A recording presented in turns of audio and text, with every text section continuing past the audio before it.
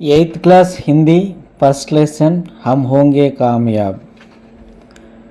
Okay, దీని meaning ఏంటంటే మేము సక్సెస్ అవుతాము అని దీని మీనింగ్. దీని రైటర్ వచ్చేసి గిరిజా కుమార్ మాథూర్. ఈయన యాక్చువల్గా 1919 నుంచి 1994 వరకు జీవించున్నారు. ఈ రచన వచ్చేసి మై వక్త్కే హూ సామ్నే అంటే అవార్డ్స్ ఏమొచ్చినాయంటే సాహిత్య అకాడమీ పురస్కార్. ఈయన రచన ఏంటంటే మై వక్త్కే హూ సామ్నే. होंगे कामयाब हम होंगे कामयाब एक दिन. हो मन में है विश्वास पूरा है विश्वास हम होंगे कामयाब एक दिन. దీని మీనింగ్ చూద్దాం ఇప్పుడు.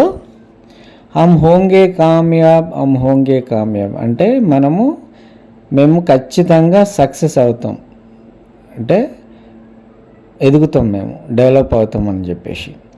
అది ఏదో ఒక రోజు మేము ఖచ్చితంగా సక్సెస్ సాధిస్తాం, మాకు నమ్మకం ఉంది. అంటే మన్మే హే విశ్వాస్, మా మనసులో విశ్వాసం ఉంది. పూరా హే విశ్వాస్ అంటే కంప్లీట్గా కాన్ఫిడెన్స్తో ఉన్నాం అనమాట.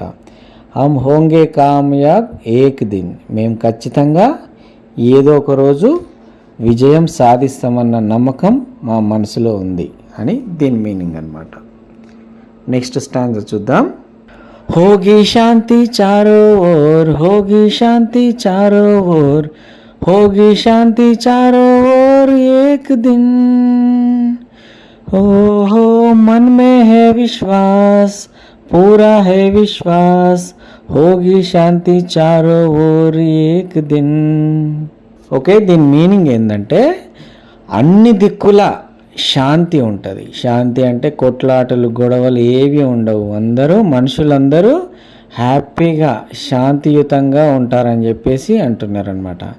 ఇది ఏదో ఒక రోజు ఖచ్చితంగా అందరూ శాంతియుతంగా ఉంటారు అని చెప్పేసి కవి చెప్తున్నాడు.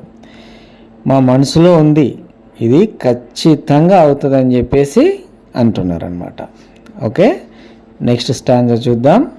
हम चलेंगे साथ साथ डाल हाथों में हाथ हम चलेंगे साथ साथ डाल हाथों में हाथ हम चलेंगे साथ साथ एक दिन.